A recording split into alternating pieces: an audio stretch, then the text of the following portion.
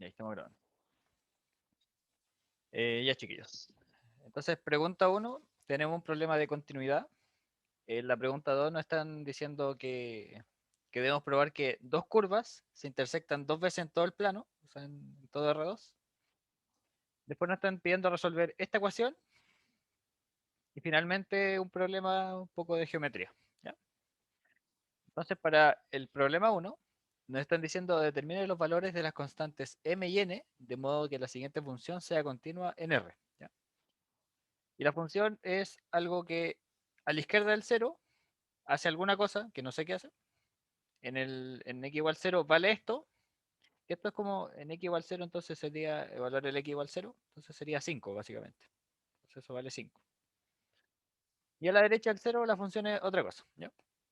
Entonces vamos a hacer un pequeño dibujito para ilustrar más o menos qué vendría siendo una función continua. ¿Ya? Entonces vamos a empezar al revés. Vamos a ver cuándo una función no sería continua. Entonces, por ejemplo, imaginemos yo tengo una función que aquí en 0 vale 3 y que a la izquierda del 0 hace algo así. Y no sé, de aquí después parte del 5. ¿Ya? No lo toma. Pero a la derecha el 0 vale desde el 5 así esta función acá. Entonces imagínense, ustedes están parados acá. ¿Ya? Empiezan a caminar hacia el 0. ¿Ya? Entonces esto es como lo que ustedes dirían, bueno, yo voy tendiendo a 0. Cuando ustedes están tendiendo a 0, lo están haciendo por la izquierda del 0, ¿cierto? Entonces sería por la izquierda. Entonces, ¿cuál sería su límite? Bueno, su límite cuando ustedes llegan aquí sería 3, ¿cierto? Ahora, ¿qué pasa si ustedes se paran por la derecha y empiezan a tender a 0, pero por la derecha ahora? Bueno, cuando ustedes empiezan a tender a 0, el límite al que ustedes llegarían es 5. ¿Ya? Entonces, esta función no es continua y el dibujito es como cuando dicen, ustedes como que para que una función sea continua tienen que dibujarla sin levantar el lápiz. ¿Ya? Aquí esta función como que levantan el lápiz porque se pegan un salto, ¿ya? Pero en temas de límites, esta función no sería continua porque los límites laterales no son iguales. ¿Ya? Entonces, una función continua sería algo que, por ejemplo, ustedes la dibujan sin levantar el lápiz, pero en términos de límites, significa que cuando ustedes, por ejemplo, tienden a cero o a cualquier punto que quieran, ¿ya? Los límites por ambos lados llegan aquí al mismo valor de y. ¿Ya? Entonces, eso sería una función continua, cuando los límites laterales son iguales. Entonces, vamos a hacer ese mismo pensamiento con la función que nosotros nos están dando, ¿ya? Entonces la función para la pregunta 1 sería f de x igual a seno de nx menos seno de mx partido en x. Cuando el x es negativo, nx más 5, cuando el x vale 0, y valdría m, la raíz de 4x cuadrado más x cubo partido en x, cuando el x es positivo, ¿ya? Entonces, fíjense bien en algo. Ojalá me respondan acá. Esta cosa de acá, ¿es continua en esos valores de x?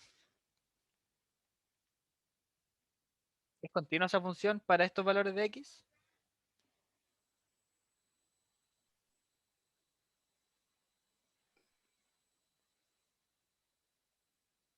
¿Alguien? Sí, creo que sí. Sí, sí, ¿cierto? Porque el único valor para el cual no podría ser continua sería cuando esto se me Mm, indetermina, sería el cero. claro, sí, pero no toma Pero cero. el cero no está acá, po, ¿ya? Entonces, aquí esta cosa es continua, ¿ya? Bueno, esta cosa aquí en cero es súper continua porque si evalúo en cero es 5. Ujú. Y acá, esta sería continua, ¿no? También. También sería continua porque el único problema, o sea, el único punto en el que podría tener problema sería en el cero, pero el cero no lo toma acá, ¿ya? Entonces, básicamente, yo tengo una función que del cero hacia la derecha es continua y del cero hacia la izquierda también es continua, ¿ya? Entonces, el único punto en el que yo podría tener problemas sería en el cero. O sea, a mí me gustaría ver que en el cero se peguen aquí en el mismo valor, no que se pegue algún saltito hacia abajo o hacia arriba, ¿ya? Entonces, ¿cómo planteo esto? Bueno, yo tengo que decir que el límite cuando x tiende al punto crítico, o el punto en cuestión que sería el cero, por la izquierda de la función, tiene que ser igual al límite de cuando x tiende al punto, pero por la derecha. Y aquí como me están dando el valor del 0, tendría que ser igual a f en 0, ¿cierto? Entonces, vamos a calcular el primer límite, ¿ya? Entonces vamos a calcular el límite cuando x tiende a 0 por la izquierda de la función. ¿Pero cómo se llama la función por la izquierda? Bueno, a la izquierda del 0, o sea, cuando el x es más chiquitito que 0, la función se llama de esta forma, ¿ya? Entonces vamos a reemplazar la función por eso, que sería seno de nx menos seno de mx partido en x, ¿ya? Entonces, lo primero que ustedes tendrían que pensar acá, tienen un límite tendiendo a 0 y le aparece un seno, así que van a pensar en el límite de cuando manzanita tiende a 0, de seno de manzanita partido en manzanita, ¿ya? ¿Cómo lo hago aparecer? ¿Ya? Esto es más o menos típico. Entonces voy a escribir este límite, como x tendiendo a 0 por la izquierda, y aquí déjenme escribir seno de nx partido en nx, lo multiplico y lo divido, ¿ya? Entonces ahí como que no hice nada en total, ¿ya? Pero lo voy a dejar ahí. Y voy a hacer lo mismo con el del mx. Entonces sería seno de mx partido en mx y lo multiplico, mx. Y todo esto partido en x, obviamente, ¿ya? Entonces fíjense que estos x de acá los podría factorizar y eliminar con el de abajo, ¿ya? Entonces voy a hacer el paso rápido, que va a ser simplemente eliminarlos todos, ¿ya? Y entonces, lo que me queda esto es límite, cuando x tiende a 0 por la izquierda, de seno de nx partido en nx por n menos seno de mx partido en mx por m, ¿ya? Pero yo sé cuánto valen estos límites. ¿Estos límites cuánto valen?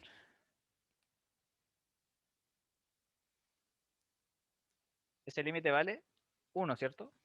Y este límite también vale 1, ¿ya? Entonces, al final lo que me queda sería que es n menos m. ¿Ya? ¿Tengo alguna duda con ese límite? ¿Todo claro? Ya, perfecto. Entonces, yo sé que el límite, cuando tiendo a 0 por la izquierda, vale n menos m, ¿ya? Entonces ahora vamos a ver cuánto es el límite cuando tiendo a 0, pero ahora por la derecha, ¿ya? De la función. Pero ¿cómo se llama la función por la derecha? La función por la derecha se llama de esta forma, ¿cierto? ¿Ya? Entonces vamos a reemplazar esa función, que sería m raíz de 4x cuadrado más x cubo partido en x, ¿ya? Entonces fíjense que aquí uno le molesta porque cuando evalúa el x igual 0, le queda la raíz del 0, entonces 0 sobre 0. Entonces, de alguna forma hay que eliminar un x menos 0 de arriba, o un x, con un x de abajo, y los tachamos y ya podemos evaluar simplemente, ¿ya? Entonces ya aquí tenemos el x que queremos eliminar. Bueno, ¿cómo hacemos aparecer un x arriba? Para que se elimine con el de abajo, ya lo que vamos a hacer, límite cuando x tiende a 0 por la derecha, dejar el m igual. Dentro de la raíz vamos a factorizar un x cuadrado, ¿ya? Entonces me va a quedar 4 más x, ¿cierto? X, ¿ya? Entonces, por propiedad de las raíces, vamos a separar esto así, ¿cierto? Y pregunta, ¿quién es raíz de x cuadrado? ¿Cómo se define esta cosa? El valor absoluto de X. El valor absoluto de x, ¿cierto? Ahí me preguntan, ¿se podría sacar la m porque es una constante? Claro, puedo poner la m acá afuera, pero Y como hasta ahora no me afecta en nada. X es positiva, se deja como tal y puedo tachar. Exacto, justamente, ¿ya? Ese era el siguiente paso que le iba a preguntar, ¿ya? Entonces, aquí como dice el compañero, esto es m valor absoluto de x, ¿cierto? ¿Ya? Pero recuerden, el valor absoluto de x es el mismo x si lo de adentro es positivo, o le pongo un menos si lo de adentro es negativo, ¿ya? Pero como en este caso estamos con valores positivos porque estamos a la derecha del cero, ese valor absoluto de x se transforma simplemente en un x. Mx, raíz de 4 más x, y abajo x. Y ahora cuando los tache, yo no tengo problema en evaluar en 0. Entonces me queda m por raíz de 4 más 0, que sería 2m. ¿Ya? ¿Alguna duda? Entonces, recordemos que yo quería límite cuando x tiende a 0 por la izquierda de la función, igual al límite cuando x tiende a 0, pero por la derecha de la función, y eso es f en 0, ¿ya? Que era f en 0 valía 5. ¿Ya? Entonces yo tengo que resolver este de acá, que es m, o no, este era n menos m igual a 2m igual a 5, ¿cierto? Por ejemplo, de esta, yo saco que m es igual a 5 medios,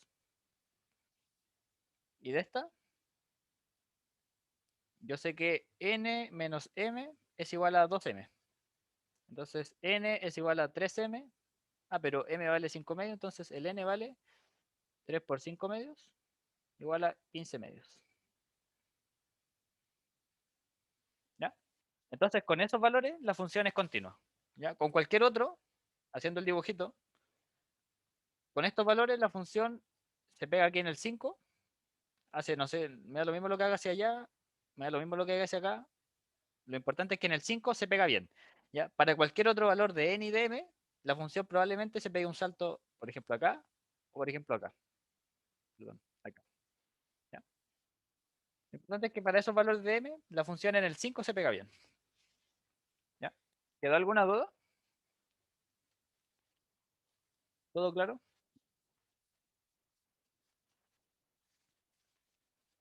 Ya. Si no hay duda, seguimos. Vamos entonces con el problema 2. Me dice, problema 2, probar que las curvas y igual coseno de x cuadrado, y igual a x cuadrado se intersectan exactamente 2 veces en todo el plano. ¿Ya? Entonces, vamos a hacer un dibujito. ¿Ya? Un dibujito acá. El coseno de x, el coseno es algo así, ¿cierto? Y x cuadrado, tengo que ser coherente acá, el 0 vale 0. El x cuadrado va a ser algo así. Déjame ponerlo otro color. Así. ¿Ya? Entonces, intuitivo que aquí se cortan solo 2 veces, ¿cierto? Porque si se cortaran otra vez más, x cuadrado tendría que bajar en algún momento, ¿cierto? O el seno tendría que subir demasiado. O sea, perdón, el coseno cuadrado. ¿Ya? ¿Ya? Pero eso es como para simplemente tener una intuición. ¿Ya? Hay que hacerlo matemáticamente los argumentos para decir que no se vuelven a cortar. ¿Ya? Entonces, pregunta. Cuando yo pregunto, valga la redundancia, si estas cosas se intersectan, ¿qué estoy preguntando por debajo? Yo estoy preguntando para qué x yo tengo que coseno de x cuadrado es igual a x cuadrado. ¿Cierto? Estoy preguntando para qué valores de x esas dos cosas son iguales. ¿Se acuerda la ayudantía pasada? Que vimos de repente, o sea, vimos cómo encontrar igualdad de dos funciones.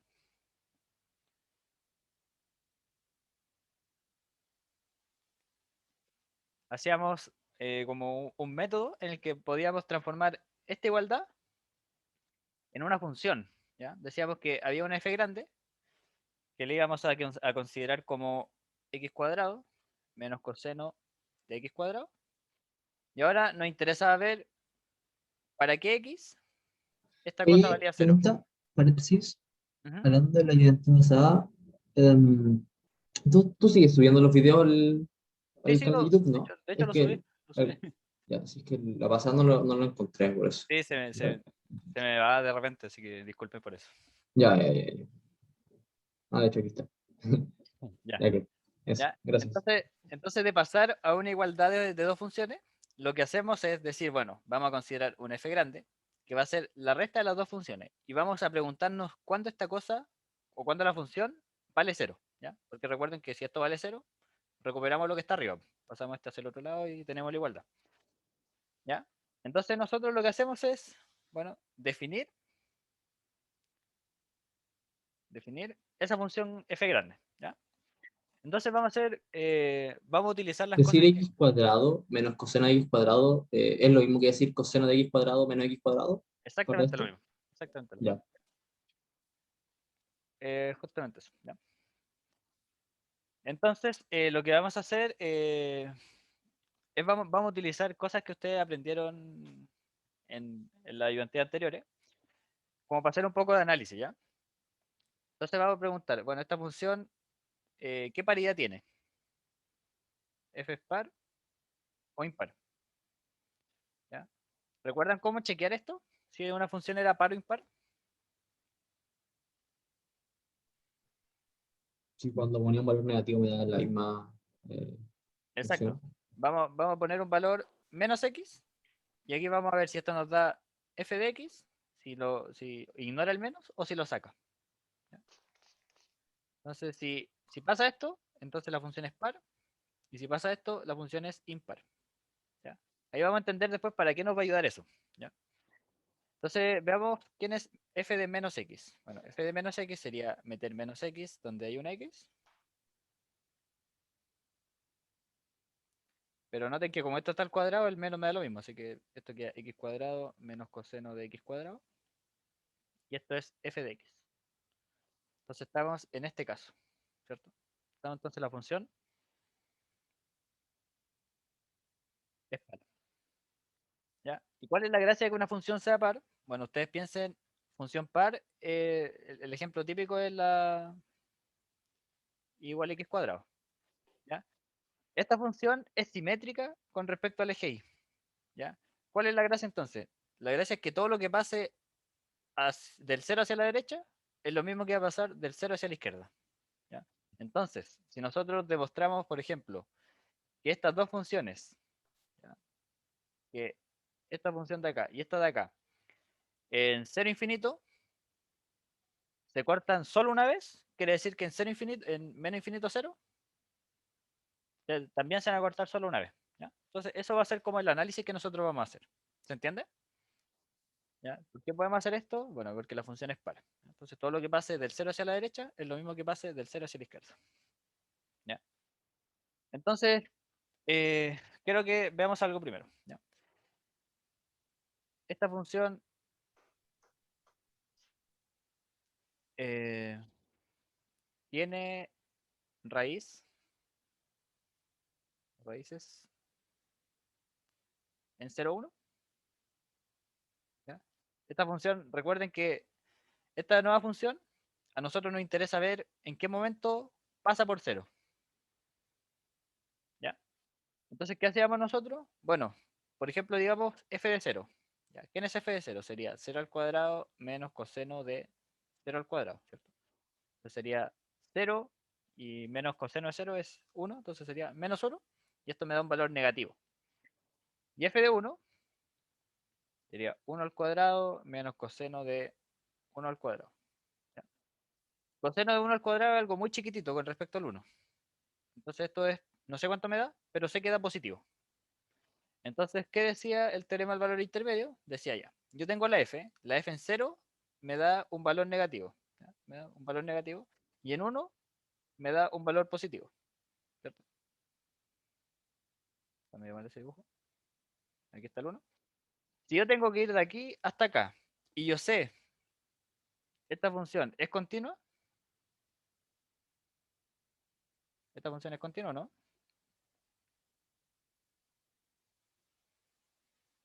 ¿Ya? Esa función es continua por ser resta de funciones continuas. Entonces esa función es continua. Entonces fíjense, si yo sé que f en 0 me da un valor negativo y en 1 me da un valor positivo y esta función es continua, o sea que yo puedo unir estos dos puntos sin tener que levantar el lápiz, yo sé que en algún momento tengo que pasar por 0, ¿cierto? Entonces, ¿qué concluyo acá? Yo concluyo que existe algún x en el intervalo 0,1 tal que f de x es igual a 0. ¿Qué implica eso? Bueno, que implica que x cuadrado menos coseno de x cuadrado es igual a 0. Y esto implica que x cuadrado es igual a coseno de x cuadrado, ¿cierto? Perfecto. Entonces tengo que esas dos funciones se cortan en el 0,1, ¿ya? Yo sé que se cortan. Yo no estoy diciendo si se cortan una vez, dos veces. Yo sé que se cortan, no sé cuántas veces. Me gustaría que fuera una vez nomás, ¿ya? Pero eso lo vamos a ver después. ¿ya? Pero sé por lo menos que se cortan en el 0,1. Entonces yo pregunto ahora, ¿qué pasa en el 1 al infinito? ¿Se cortan? ¿En el 1 al infinito se cortan? ¿Ya? ¿Qué quiere decir esto? Bueno, por ejemplo, fíjense que el coseno de algo, siempre es menor que un número. ¿Alguien recuerda qué número o cuál es el numerito que va ahí? El coseno de algo siempre es menor que alguien. ¿Uno? Menor que uno, ¿cierto? ¿Ya? ¿Y cómo es el 1 en comparación con el x cuadrado? Si el x está del 1 al infinito. ¿Quién es más grande en este caso? X cuadrado. El x X cuadrado, ¿cierto? cuadrado. Porque estamos con x de 1 a infinito. Entonces, esto es menor estricto, que no lo tomo, a x cuadrado. Entonces, fíjense, yo como que tomo solo estos dos y obtengo que coseno de x cuadrado es menor que x cuadrado. Y esto es lo mismo que 0x cuadrado menos coseno de x cuadrado. Lo paso hacia el otro lado.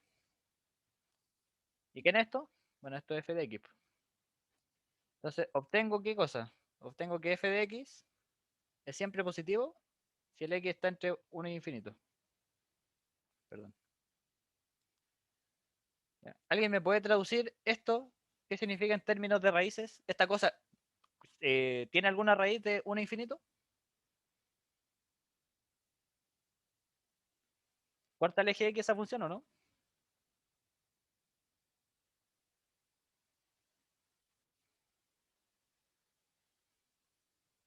¿Ya? Esta cosa es siempre positiva. Po.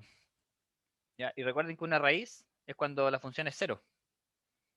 ¿Qué puedo concluir yo? Bueno, yo concluyo que la función f no tiene raíces en 1, infinito. ¿Ya? Entonces, ¿qué hemos dicho hasta el momento? Bueno, nuestro análisis al principio es del 0 al infinito. ¿Ya? Aquí estamos parados. ¿Ya? Yo sé que entre 0 y 1 la función tiene un corte. Y de aquí para acá no tiene nada. ¿Ya? Entonces, por paridad, o todavía no vamos a hacer eso, ¿ya? Yo sé que por lo menos tiene un 0 ahí. La pregunta es, bueno, ¿tendrá más? ¿Habrá otro por acá o no? ¿Podrá la función hacer algo raro así? ¿Ya? Eso es lo que vamos a ver ahora. ¿Ya? Entonces nos vamos a preguntar, ¿es única esa raíz de f? Recuerden que las raíces son soluciones. ¿Ya? ¿Ya? Pregunta, entonces, yo sé que pasa por 0. La pregunta es, ¿pasa una única vez o vuelve a pasar de nuevo por 0 en el 0,1? ¿Ya? Entonces el argumento aquí es el siguiente. ¿Ya? Yo sé que x cuadrado en 0,1, en 0,1, x cuadrado, pregunta, ¿cómo es? ¿Es creciente o decreciente?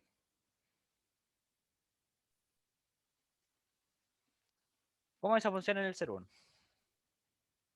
Ah, ¿Ya? ¿Recuerden una función creciente? Por ejemplo, aquí es que siempre Creciente. sube. Es creciente, ¿cierto? Entonces, Ujú. x cuadrado es creciente. ¿Ya? Ahora pregunta, coseno de x cuadrado, ignoren este x cuadrado que está dentro, el coseno en general, en 0,1, todo en 0,1. ¿Es creciente o decreciente? ¿Ya? decreciente, ¿no? Decreciente. Decreciente, ¿cierto? ¿Ya? Pero yo no tengo x cuadrado, o sea, coseno x cuadrado. Po. Mi función, ¿a quién considera? A X. No, considera al menos coseno x cuadrado. ¿Cierto? Entonces, si coseno x cuadrado es decreciente, entonces menos coseno x cuadrado es creciente. ¿Cierto?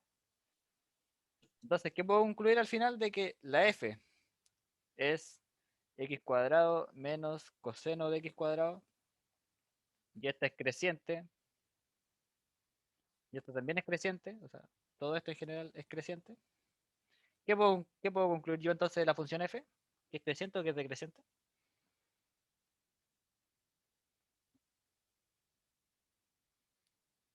La función al final es creciente, ¿por cierto? Si tanto este como este crecen, así que la función al final de todo siempre es creciente. En 0, 1. ¿Ya? ¿Qué quiere decir eso? Que por ejemplo, yo tengo la función acá. ¿Ya? Yo sé que en 0 daba un valor negativo, en 1 da un valor positivo, y como la función siempre tiene que ir creciendo, cuando pase por 0, no puede volver a pasar por 0 porque eso implicaría que la función tiene que decrecer, o sea, tiene que bajar.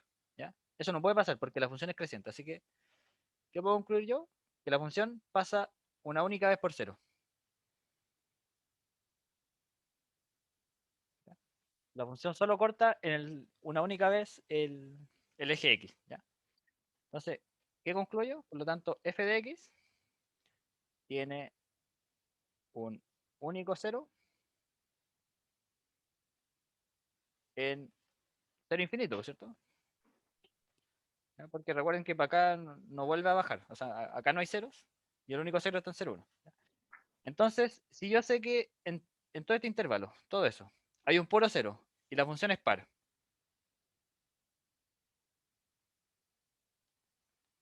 ¿qué debería pasar en el otro lado? ¿Qué debería pasar hacia acá? Lo mismo. Lo mismo, ¿cierto? Aquí entonces en el menos 1, 0, la función debería cortar una única vez. Debería cortar acá. Y para acá no debería volver a cortar. ¿Ya? Entonces yo tengo un 0 acá y un 0 acá. Entonces en total, ¿cuántas veces corta o las funciones se intersectan en todo el plano?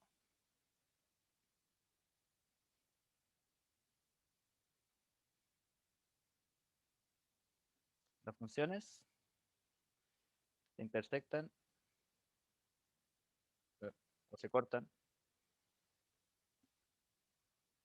dos veces en todo el plano. ¿Ya? No sé si quedó alguna duda. Estos ejercicios chiquillos siempre se hacen igual. A ustedes les van a preguntar. La función f, por ejemplo, y la función g, ¿cuántas veces se cortan? Ya, ¿ustedes qué van a hacer? Van a definir la función f grande como f menos g. Después te van a decir, bueno, estas cosas se cortan o se intersectan. Ya. ¿Cómo van a hacer eso? Bueno, ustedes tendrían que buscar algún valor, x barra, por ejemplo, tal que la función grande sea 0. Claro, porque cuando la función grande sea 0, va a implicar que f de x es igual a g de x. Perfecto, se cortan. Ustedes ahora después quizás le interesa decir, bueno, ¿cuántas veces se cortan? ¿Ya? Generalmente se preguntan si se cortan una única vez. Bueno, para saber si se cortan una única vez, es único.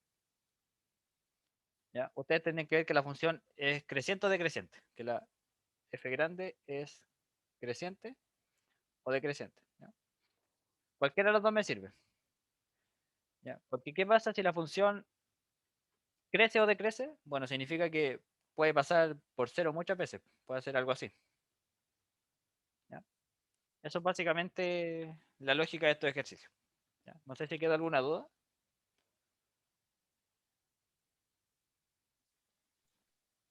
Profe, si es que es así, es decreciente y decreciente dependiendo del valor de X. Eh, Justamente porque, fíjate, acá por ejemplo, en el menos 1, 0, a ver, la función, habíamos dicho que la función f tiene que ser creciente en el 0, 1, ¿cierto? Pero esto como tiene que ser simétrico con respecto al eje y, en este lado tiene que decrecer. Po. Si aquí crece, si aquí crece, aquí decrece, por simetría. entonces, para definir si es creciente o decreciente, no decimos que la función es creciente o decreciente, sino más bien desde este punto hasta este es creciente. Y Justamente, justamente que fue lo que hicimos acá. Dijimos, primero ya. nos interesa el 0, 1. ¿Ya? Entonces en el 0, 1, ¿qué pasa? Bueno, la función es creciente. En el otro intervalo, en el contrario, que sería el menos 1, 0, ahí tiene que decrecer. Ya.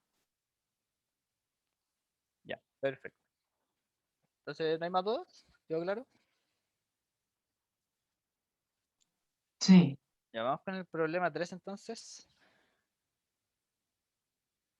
Problema 3 nos están diciendo resuelva esa ecuación que tenemos ahí. ¿Ya? Se ve media fea a primeras. Entonces, lo que uno hace intuitivamente es pasar el 2 hacia el otro lado. ¿Ya? Entonces sería e a la x más 3e a la menos x igual a 4. ¿Ya?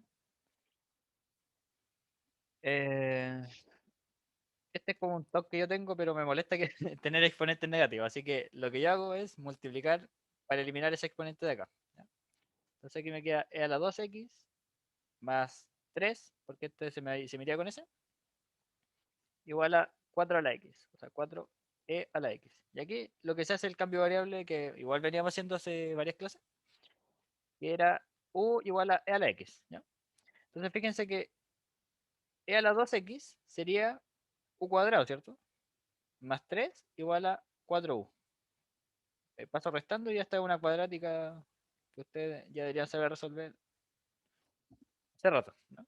Entonces aquí por ejemplo factorizo, menos, menos, y los valores que me sirven sería 3 y 1, ¿cierto? Entonces aquí me salen las dos soluciones, que sería u igual 3 o u igual 1, ¿ya? Bueno, pero ¿quién era u? U era e a la x, ¿cierto? Igual 3. Y aquí e a la x igual a 1. Ya está, lo de acá abajo, x tiene que ser 0, ¿cierto? X igual 0. Y de acá arriba, ¿cómo bajo el x? ¿O cómo resuelvo yo esta ecuación?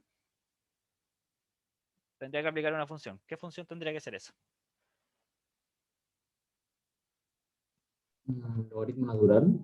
Logaritmo natural, ¿cierto? Entonces, si quieren, hago el paso. Lo que hago acá es aplico el logaritmo natural. Entonces me queda logaritmo natural de e a la x igual a logaritmo natural de 3. El x, como está como exponente, lo puedo pasar multiplicando. Entonces, dejo acá x. Logaritmo natural de Euler, ¿cuánto vale? 1. Vale 1, ¿cierto? Entonces aquí me queda que x tiene que ser logaritmo natural de 3. Entonces ahí están las dos posibles soluciones que tenemos al problema. ¿Ya? X igual 0 o x logaritmo natural de 3. ¿Ya? Bien sencillo, así que estos ejercicios siempre se hacen más o menos igual. ¿Ya? Traten de eliminar el que tenga exponente negativo de alguna forma, multiplicando generalmente. Y ya cuando se den cuenta que les queda un Euler con un 2, ya traten de hacer el cambio variable para que les quede la cuadrática de forma más fácil. Ya. Entonces vamos con el último problema. Profe, ¿puedes subir un poco en el último paso? Voy. Voy acá. Sí. ¿Qué es exactamente el logaritmo natural? Logaritmo natural. A ver, es que es bien complicado tu pregunta. Logaritmo natural es como la función inversa del exponencial. ¿Cachai? Entonces, no sé a qué va orientar tu pregunta entonces. Es que no O hemos sea, visto logaritmos en complemento 1. sí, pues Ah, todavía no, no vemos, no o lo han sea, visto. conozco logaritmo básico, pero el natural no lo... Ah, no, el logaritmo básico es simplemente logaritmo natural, perdón, ah, de x. Es lo mismo que el logaritmo en base e de x. Nada más que eso. En vez de ocupar base 10, ocupar base e. Mm, ¿Ya? ¿Y por qué? Me hay varias como respuestas de por qué la gente prefiere ocupar logaritmo natural siempre en vez de logaritmo en base a algo. Y es porque, por ejemplo, cuando tú derivas, ya que eso lo van a aprender más adelante, cuando tú derivas,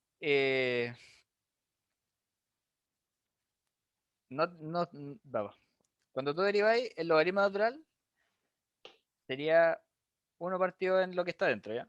¿Ya? Pero cuando tú derivas un logaritmo en base a algo, siempre va arrastrando una constante. ¿Ya? Va a ir, por ejemplo, decir 1 partido en x, por alguna constante que te va a aparecer acá que tiene que ver con esta A. ¿Ya? Por eso la gente prefiere ocupar logaritmo o logaritmo natural, para evitar siempre estar arrastrando esta constante cuando vais derivando. ¿Ya? Pero eso es el problema para ustedes del futuro. ¿Ya?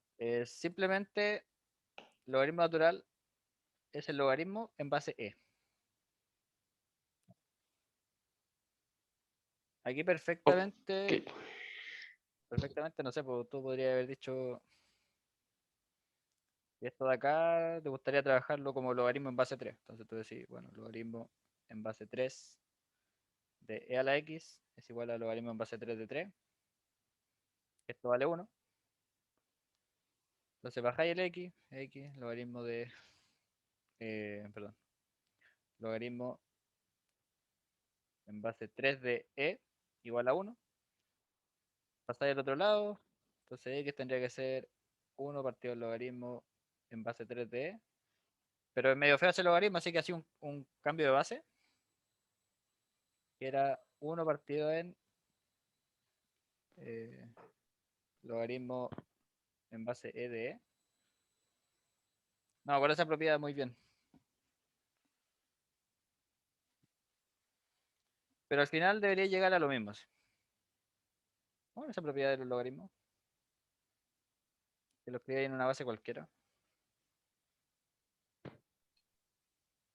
Ah, Era como logaritmo en base d de c partido del logaritmo en base el de... cambio de base.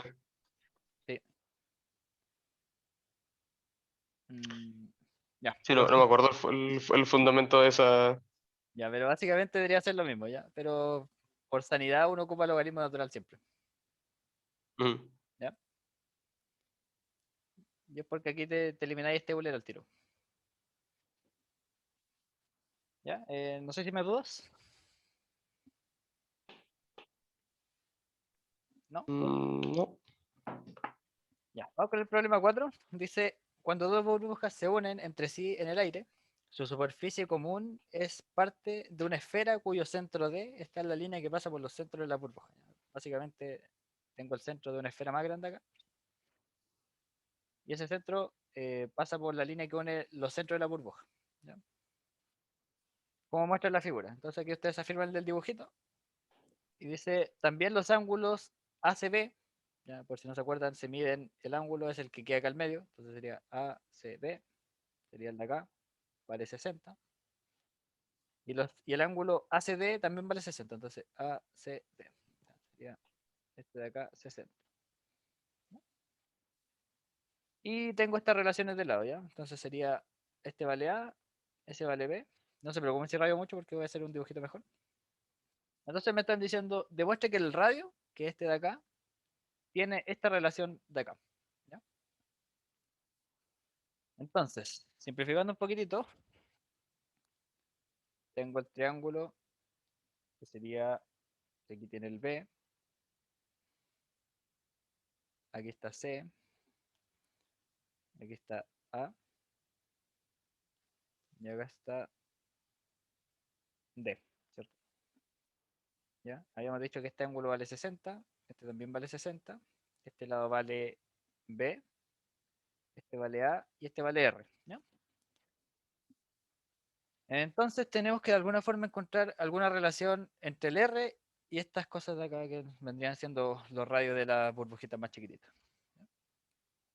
¿Ya? Entonces, por un poco de ponerle nombre a las cosas, vamos a decir que este ángulo es teta. ¿Ya? Entonces, si este ángulo es teta, este ángulo tiene que ser 120 menos teta, este tiene que ser 180 menos teta, ¿cierto? Y este tendría que ser 60 más 180 menos teta, este le voy a poner x, por ejemplo, más x tiene que ser 180. Entonces el x tiene que ser teta menos 60. Entonces ese ángulo de ahí vale teta menos 60. Entonces tenemos todos todos los ángulos más o menos con un nombre. ¿Ya? Este está medio incógnito ahí, pero vamos a arreglarlo de alguna forma. ¿Ya? Entonces lo que vamos a hacer es lo siguiente. Vamos primero a considerar, no sé, el triángulo ABC. ¿Ya? Que sería el triángulo que está acá. ¿Ya? Este triángulo, ¿cómo yo puedo relacionar los lados con los ángulos? ¿ya? ¿Tenemos alguna herramienta para eso? Pitágoras, ¿cómo se llama? No me acuerdo ya. Me acuerdo, sé de lo que hablo, el seno, coseno, pero El teorema del, se me olvida el nombre. teorema del seno en este caso, ¿ya? ¿Por qué no nos interesaría tanto el teorema del coseno? Porque nos aparecería como el cuadrado del lado y no, ¿no? Mejor Mucho el dueño y relacionamos, no tenemos los datos, no. exacto, mejor relacionamos el seno del ángulo, perdón, el seno del ángulo con el lado que lo opone, ¿ya? Entonces vamos a escribir todas las relaciones y después vamos a ver cuáles nos sirven, ¿ya? Entonces la primera relación sería seno de teta es A, estoy relacionando S con S, así como seno de 120 menos teta es AB, y seno de 60 va a poner el lado AB, le vamos a poner esto, ¿ya? Que sería toda esa cuerda.